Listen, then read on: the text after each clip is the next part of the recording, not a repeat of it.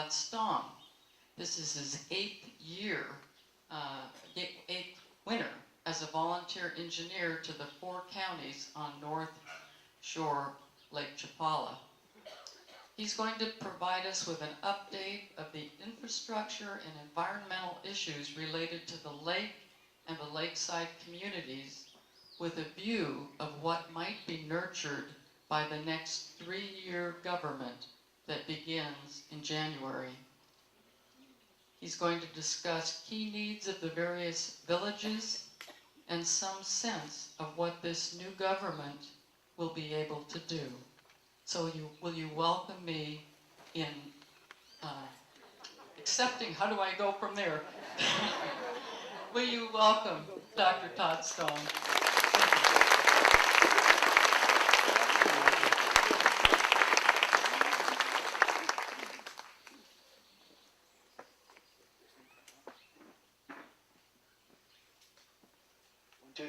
Okay, you can hear me now. Good. It's really gratifying to see about 400 people today here. I mean, a lot of people. And a lot of different ideas. How many people came with questions? How many people came with questions? All right. Well, there'll be more questions later. Because, I know I've come here before with a talk, and I intended to present all kinds of information, and then I went into questions, and we finished off the whole time just on questions. Today it's especially rewarding to have our new president, Jesus Cabrera, here from Chapala, because this is an important time. We go through a 3-year term of government here, and we never know what's going to happen. We all know we have needs.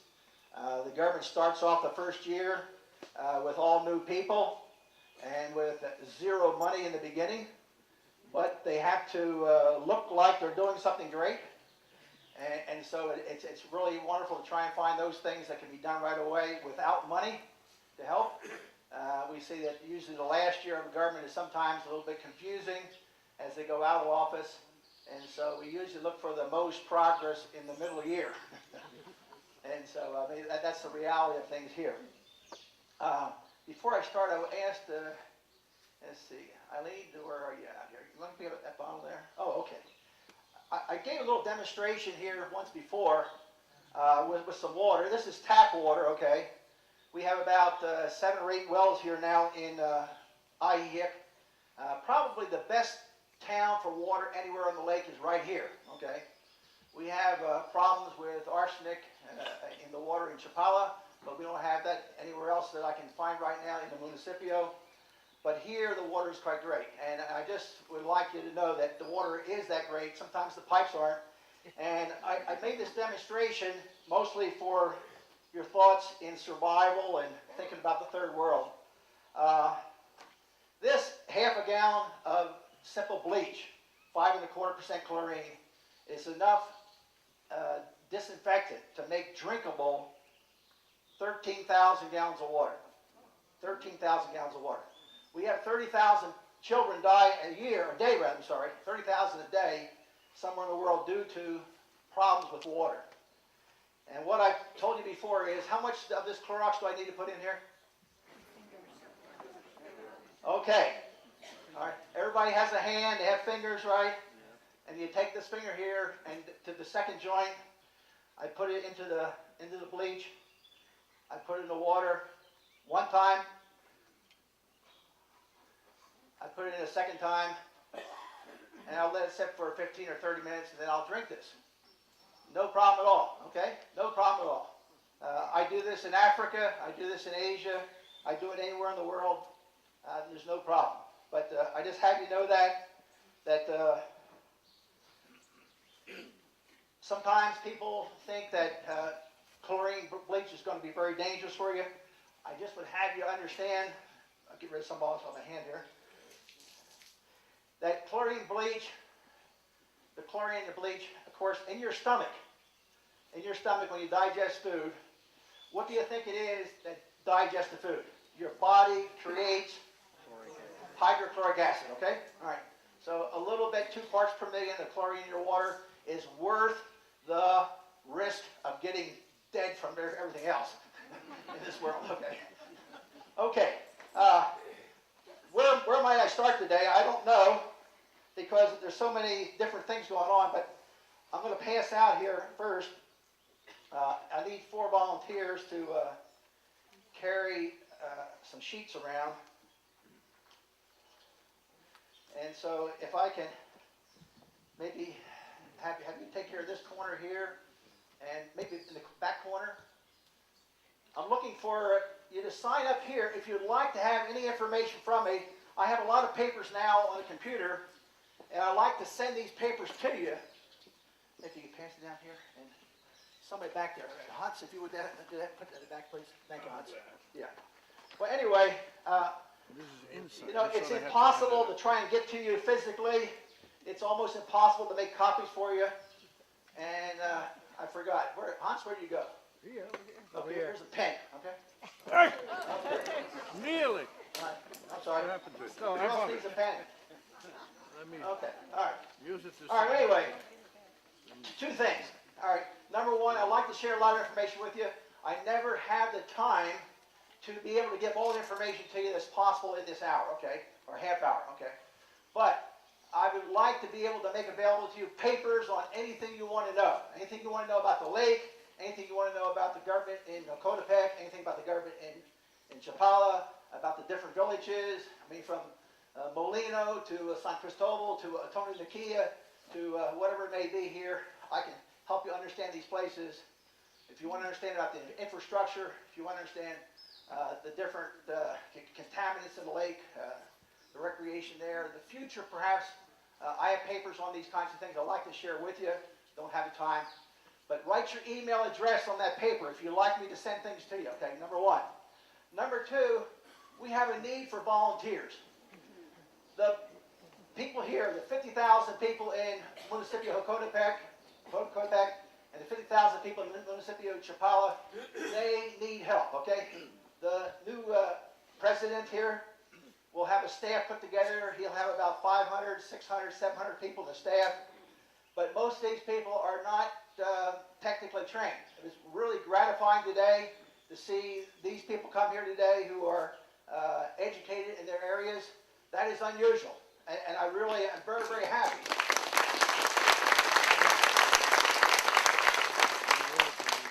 It's fun for me as an engineer to help in these counties because many times there are no engineers. All right? So I don't have any competition. If I was a free engineer back in the United States, they'd probably burn my house down. But anyway, we need volunteers. We need some volunteers to try and get different programs going in the villages that need to be done. Personally, I need some volunteers to go with me off to the villages who speak Spanish so I can communicate, because I like to talk to the village people a lot.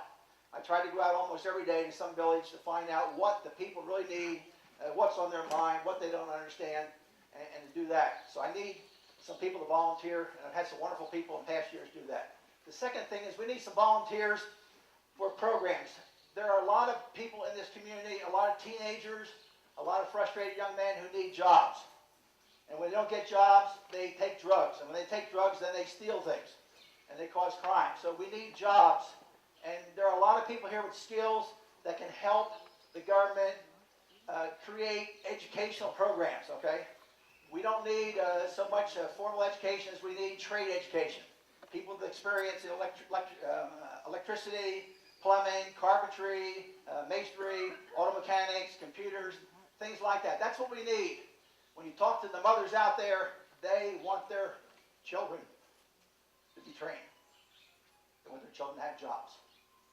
And that's really high on their mind. Okay. Well, anyway, if you would, sign those papers.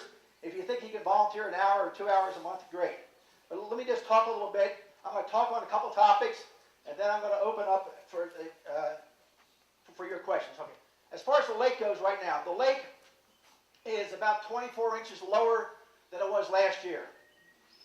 An unusual thing was noted the other day. I was going through the data for the last 12 years, and there's a funny thing. The lake has, for 5 times now, it's had 2 years of a lot of rain and 2 years of low rain. 2 years a lot of rain, 2 years low rain, okay? So I predict next year, if I'm that kind of guy, I predict that next year the rainy season will also be low, okay? the lake will drop another 24 inches or so. As you probably know, the lake loses about 4 to 6 foot of water per year from evaporation, okay? All right? We use about 1 to 1.5 foot of water for Guadalajara, all right? There's about 4 million people in Guadalajara who depend on the water from the lake here. Thank you. I'm making some here, okay. Spoiled with the real water. Okay. So sometimes we think Guadalajara is drinking all the lake, but they're not, okay? I mean, 1 foot off the lake will give 4 million people in Guadalajara 40 gallons a day, okay? There's a lot of water out there. All right. We get about 30 inches, 2.5 foot of water that comes into the lake from rain, okay? It's coming in like that. So rain's coming in. We got the runoff coming from around the lake. We got the Lerma River coming. The lake right now is about 70% full. You remember in 2008 we were at max elevation for the lake. 2001 we were at one of the lowest levels, okay? 17 feet difference between 2001 and 2008. A very large amount. So fortunately now we think that there's an agreement among the 5 states that are involved with the Lerma River now that they'll share the water to keep the lake 2/3 full. And so I expect that we're going to be able to see the lake sort of stabilize. All right? I don't think any water will ever flow out of the lake during my lifetime. All right? No water has flowed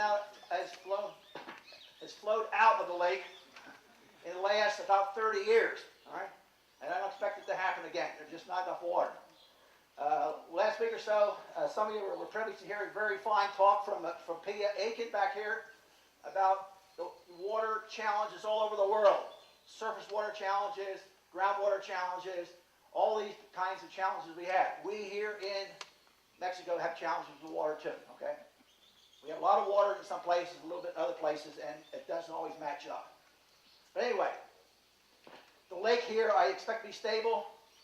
About 7 years ago, we used to have a lot of vendors along the lake. I mean, everybody was selling everything to you, from trinkets to clothes to food, and all you could see were tents. You couldn't see the lake. And we got the tents moved back away from the lake. We started building malicones to make it possible for people to see the lake. We now have a beautiful malicone in Chapala, one in San Antonio. There's a pretty far along here in Ajijic, one in El Shante, one in Salamanca, one in Jocotepec. A big change.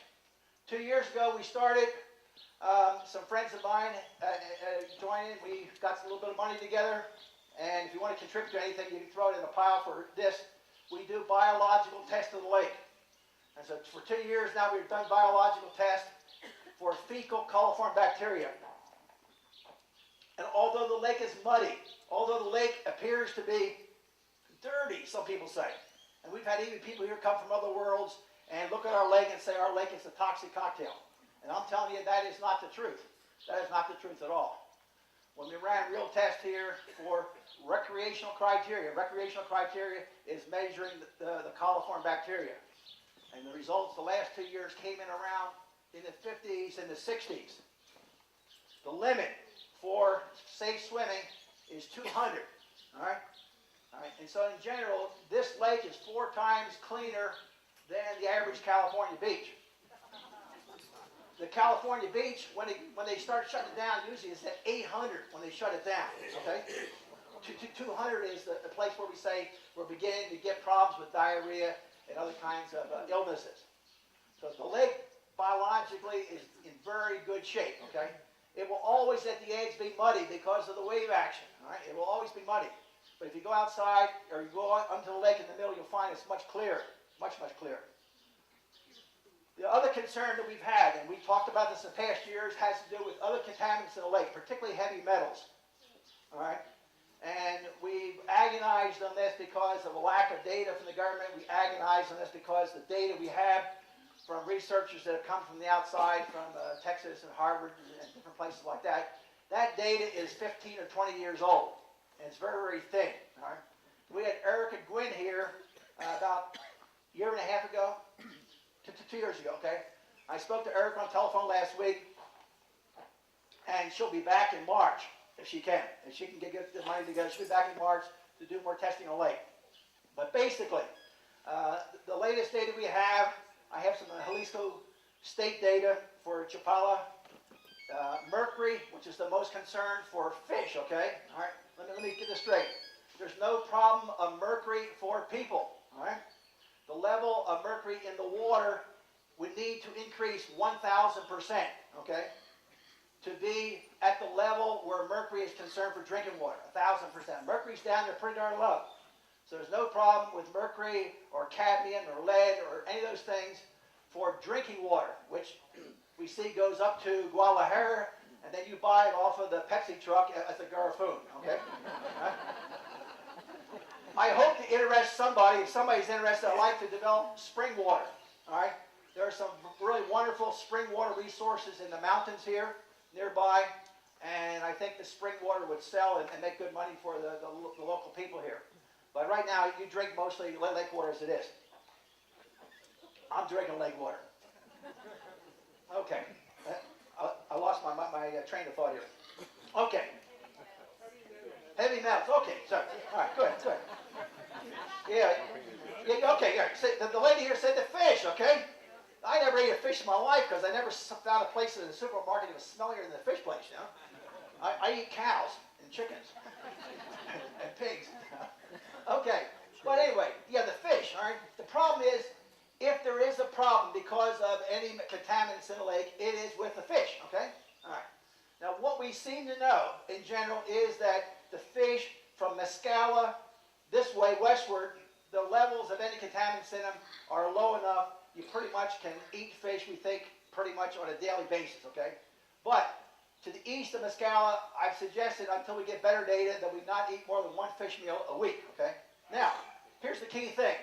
The data for fish a lot of times is the whole fish. When Erica did her fish examinations here 2 years ago, they grind the whole fish up, all right? That includes the liver and the kidneys, the lung and the gills, where these things concentrate. In tilapia, the concentration of mercury is 25 times greater in the liver than in the flesh, okay? All right? In catfish, it's about 35 to 1, okay? 35 to 1. So you see, if you don't eat the liver, the kidneys, the lungs, or the gills, there's probably going to be no hazard at all, okay? In fact, the levels that Erica reported to me the other night were around 400 parts per billion, and the limit is right at 1 ppm, about 1,000, okay? So what she came out with, the level in the fish, the total fish, looked like it was about half of the level which is acceptable, okay? But we really want to get better data. And so she's going to come back in March, and she's going to test only the fillet, okay? All right, that's the part we really want to eat. And we'll do 20 fish for each different species of fish in the lake, and the test will be done in the USA, all right? Because there were problems last year doing the test in Guadalajara because the equipment there was not sensitive enough. Okay.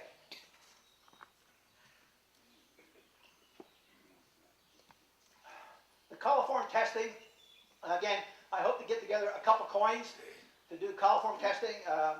We had, in the last administration, President Gerardo Degollado promised that he would do some coliform testing to be able to tell the people what the safety was of the water. I hope soon Presidente Cabrera said that I could come to visit him on Tuesday night, and I very much prize that opportunity. Last week I was out to see the new president, Mario Chavez, for 3 hours in his home in Jocotepec with his wife, Laura, and we had a wonderful discussion. I expect wonderful things out there in Jocotepec. We've had 5 years of wonderful projects, good street work, good sewer work, water work, streets, cleanliness, everything out there is going along real well. And so I'm hoping that we can begin to get at some of those aching problems here in the municipality of Chapala. And I look forward to the chance to talk with the president Tuesday night. But anyway, again, I think I'm getting old enough. I'm losing my mind here. Okay, the coliform testing. We have a new director at SATOC, the technical school out in Jocotepec. And so I was out there yesterday talking to those people, and I have a meeting Monday with the new director of SATOC, and I'm assured that I can set up testing again there so that we can do things along the lake, because I want to find out again, you know, really are we okay, because I want to be able to assure you the safety of the lake, okay? because the thing that I would like to encourage next is I would like to see a real beach built, okay?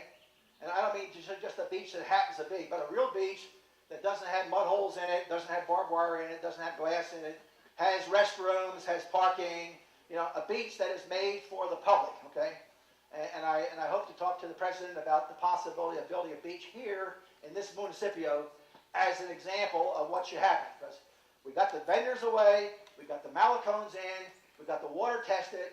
Now it's time to get into the water, okay? A lot can be done. The poor people here along the lake can earn a good income if more things happen with the lake, if more people get into the lake. But the coliform testing will start as soon as I get at it. Well, one thing that happened last year, you remember we did coliform testing. We found that in San Pedro and Tizipan, there's some towns on the far side, that there was a terrible problem with very high levels of bacteria. And we found two things. We found one, that the water level had come up high enough that the sewer line going to those pipes was about 5 foot under the lake. And so the water was going from the lake into the pipe and then overpowering the plant. And when I went to San Pedro, I found 4 or 5 pumps, you know, lying dead on the floor. You know, so things weren't happening too well in the plant. All right. Now, what was interesting to me was when I went out into the lake, I took tests in the lake at different points of the lake. I found out that when a plant goes bad, when a wastewater treatment plant goes bad, there's 22 of those plants on the lake, the influence is about 1 kilometer. All right. And there's after 1 kilometer, the excess bacteria in the water disperses enough that it's at a lower safe level, okay? So that to me is good news, that when a place goes bad in Tuxhueca or Tizipan, it doesn't come all the way over to Chapala, okay? Or vice versa, okay? If you have 1 kilometer, you can accommodate. You remember 2 years ago, I was down in Mescal, and I walked out to my armpits, you know, and I got my little baggies of water, you know, and came on back. And we ran the test, and instead of it being 50 or 60, it was 11,000. You know? And so I had to go take another shower right then, you know. But, you know, after I went back to the plant and talked to the operator, I found out that they had not gotten chlorine from Potsitlan. And we got the chlorine in, and I took tests inside the plant as well as outside the plant. The level then was not 11,000, it was down to 30. Okay? Wonderful, okay? That's it. So when the people are doing things correctly, everything is good.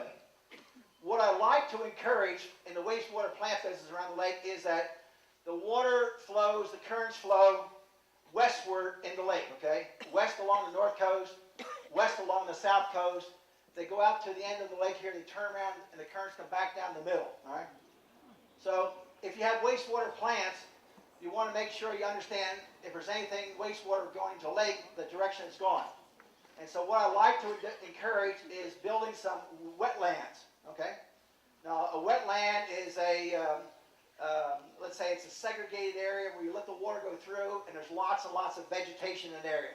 Trees and reeds and cattails and things like this, which are wonderful for spawning baby fish and a place for birds to hide. It's really a wonderful habitat. But if we build a wetland downstream from each wastewater treatment plant here on the lake, we get 2 things. Number one, we get this wonderful habitat. 3 things. We get this wonderful habitat. Second, we get a 3rd level treatment of the waste. The wastewater is treated in the plants what we call 2 levels, primary and secondary level. All right? And then they release the material into the lake with certain specifications, okay? And they figure then that it is diluted by the lake and it's okay. All right. But if it can be processed a 3rd time biologically in the wetland and then come back into the lake, that would be wonderful.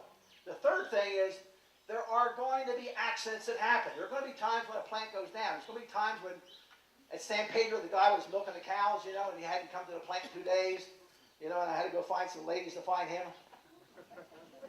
And we got the gate unlocked and went to the plant and we found any problems. Oh, yeah, you're right. Yeah. Okay. Sometimes there's problems, right? All right. And so if you have a wetland downstream from each plant, the wetland can compensate for the failure of the plant. I mean, it can do a lot, all right? Up in Troas, a couple of years ago, I built a wastewater treatment system up there. I mean, it's simply 5 ponds, okay? 5 ponds, and the water comes into pond number 1, a lot of things settle out, and some anaerobic bacteria digest things. Then it goes on the next pond, and we begin to get aerobic bacteria with oxygen digesting it. By the time we get to the last pond, the level of the contaminants is as low as you'll find at the government plant in Hokotepec, okay? All right? But it's all biological, no chemicals, no electricity, nothing, okay? And so what I'm trying this year is I've had problems, not engineering-wise with TROAS, I've had problems political with TROAS. And going to the next phase, I want to raise fish in the last pond. Because the last pond has a lot of algae in it. You get a lot of algae when you get excess nitrogen and phosphorus. And I can figure we can raise 4,000 fish in that pond eating the algae. And then the fish can go to the village. And then that becomes a second use of the same water. And then the water from that last pond, the fish then can go out to the farmland, okay? And so I like it to try and grow fruit trees. I like to try and do that. So I hope this year in Hokotepec to get into phase 2 and phase 3 of the TROAS project. Across the way is the El Saus project, and President Cabrera asked me about the El Saus project, but my Spanish is so bad, you know, I apologize, I didn't understand. But we had a great project on there. Saus is another sample project, okay?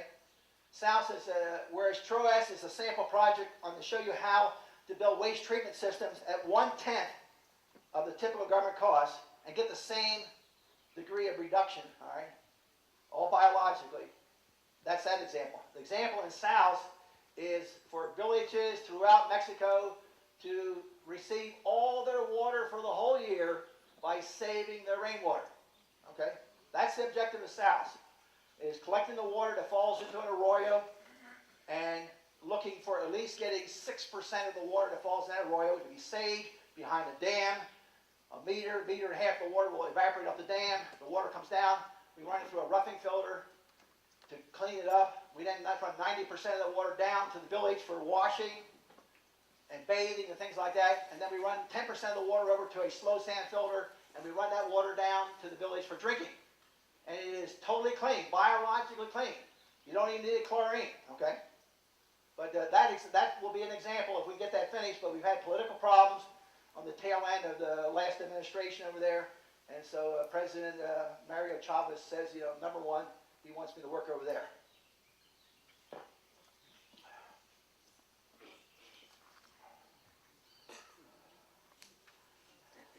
So I think that the best thing that can happen is that we stop reading these old books and repeating these old tales on how polluted the lake is, okay?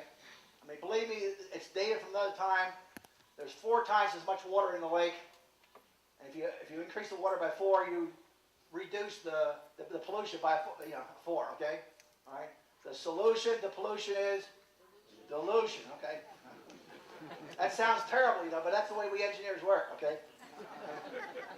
We try to do the best job. You know, sometimes environmental people like me, and sometimes they don't, okay? I try to do the best job for the money, okay? All right? Because that's what it gets down to. Everything else is talk, okay? All right? I have 6 sons. They're all engineers, okay? I talked to 2 of them last night. We have great times, okay? Talking. All right. I have a grandson coming here in February who just finished an engineering degree, okay? I'm taking him straight to the mountains. Okay. Lost my train of thought again. All right, anyway, I'm saying here that this idea of telling people the lake is bad does not help the lake. It does not help you. It does not help the community, okay? There's a lot of things here. We have great opportunities for tourism here. Great opportunities, okay? But we have people that are still saying the lake is polluted, all right? The plan was for the Pan American Games to come here in 2011, all right? And with that coming here, it was going to bring money to the area. It was going to, you know, fix the criteria. It was going to do a lot of things here to spruce up Lakeside, all right? But I understand, you know, and I can't document this. I'll be away 5 minutes, okay? 10 minutes, okay, 10 figures, all right. I understand that these rumors, these falsehoods about the lake have been one reason that caused the people to move possibly the Pan Am Games away from Lake Chapala to some other lake, okay? So some other lake, we'll get the benefit, we'll get the money, we'll get everything, okay? And I'm saying, that's the dumb thing, okay? I mean, I know bad news travels fast, and if you're bored, people will come over and sit down with you if you have a good tale. But I tell you, it's best to tell the truth, okay? The lake is doing very well, and we're getting better all the time. Tremendous things have happened with what comes down the Lerma River. Tremendous things have happened for the rehabilitation of wastewater plants, and I think many of the people that are in the government here are very aware of the need to keep things clean, all right? We have these 22 plants on Lake Chapala, all right, treating lots and lots of wastewater. In general, in Mexico in general, 80% of the waste never gets treated, okay? It goes down the arroyo, right? It goes into the river. It goes into the sea, right? That's where it goes. But we are very fortunate here at Lake Chapala that there's been an effort by the government to provide these plants, okay? And so, believe me, I've given you good data, and we'll give you more data. The biological condition of the lake is great. The chemical condition of the lake is fine as far as all regulations that I understand. The only concern we have that we want to finalize is fish.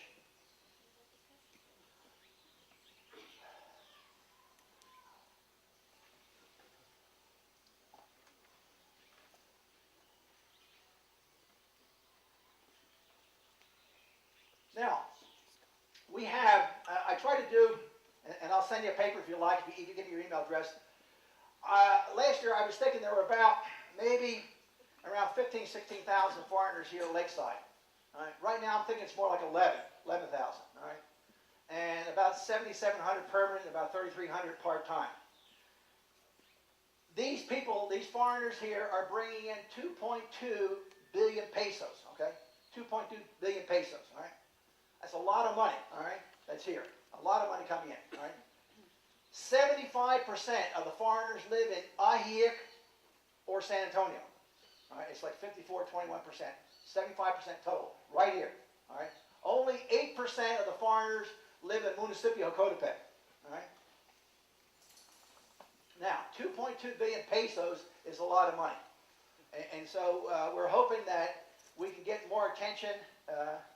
I would tell President Cabrera, in the past, I think that the Municipio looked at the rich people in Ajijic like they could take care of themselves because they're rich, but it doesn't help the streets, it doesn't help the sidewalks, it doesn't help the graffiti, it doesn't help the crime, okay?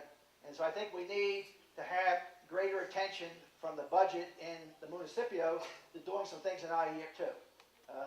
The community contributes a lot of money here, and they're willing to contribute a lot of volunteers, also I think from here, but we need some support here in this town and not have all the money go to Chapala.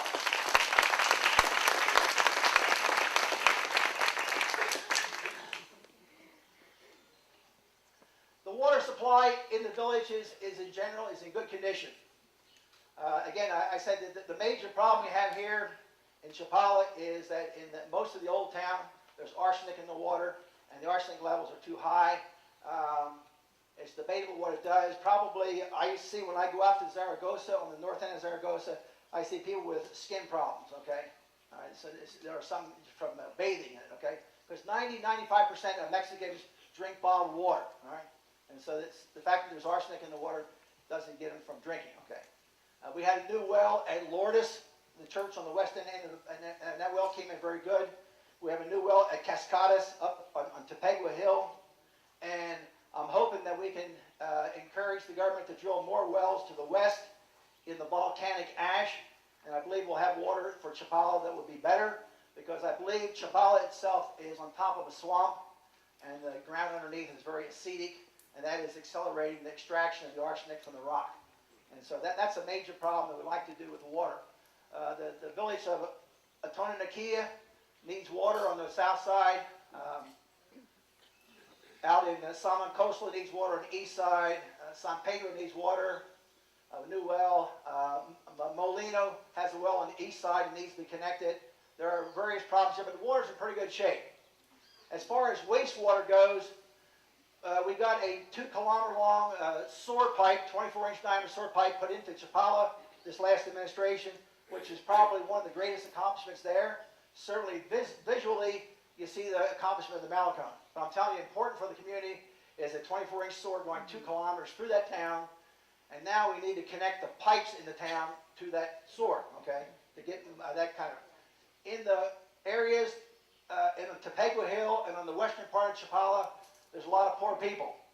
And those people need more work with roads, water, sewer, and crime prevention, okay?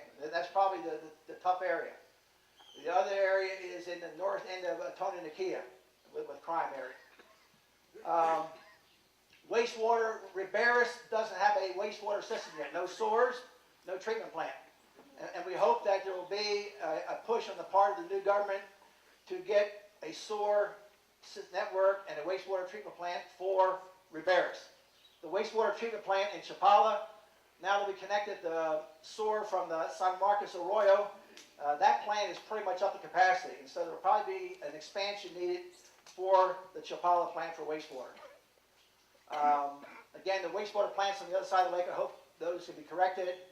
I hope eventually that we can not have the sewer pipe under the lake. All right? It's under the lake because we allowed people to encroach on the lake in the past years. They built their houses out there for 5 minutes. Okay.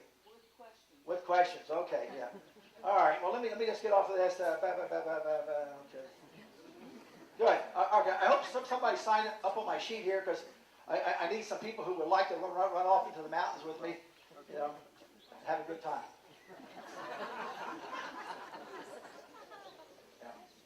You talked about things that are getting better in Hocotepec, but what about all those thousands of new dwellings that are built that Okay. I understand they have no sewage?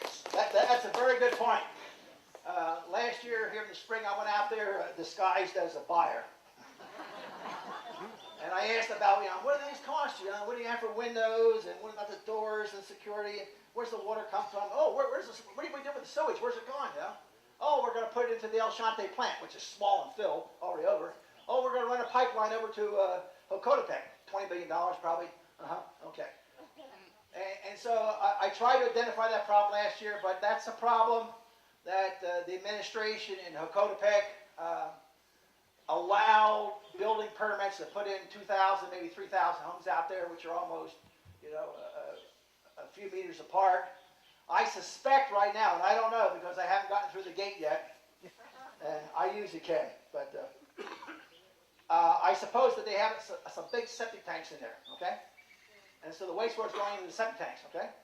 Now, when the septic tanks fill up, first, where do you go, okay? I mean, if there's a drain field in the septic tank, there isn't any place for that, okay? Because all around there are other houses and village, okay? So that means the septic tank overflow is going to go into the lake right now, all right? And if they try to prevent that, the septic tank is going to come back to your house, all right? And so this is an old game of contractors. You build a development and then you let the township, the county face the infrastructure, okay? And so it's a bad political thing. You can call it a number of names, but it's wrong, okay? It's wrong. And that's a good point, and I hope it gets corrected. I'll be looking at that pretty hard. And I believe the people in Hocotepec who were running for president, all 5 of them, were very, very, very community-oriented, okay? And I expect that President Mario Chavez will work very hard to try and do the right thing out there. Another question.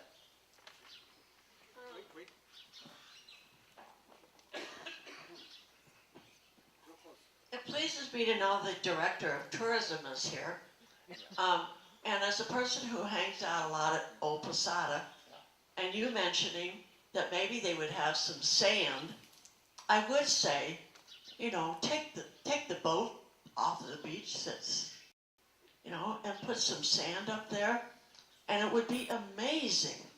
And I just wonder, how possible is that? To put the sand where? Well, the pier is here, and a lot of people come down that street, and they go to the pier, and then they look to the left. Yeah. It's pretty bad. Yeah, okay, all right. Good point. Like I say, this year, I hope to share ideas with the municipio on building a beach, okay?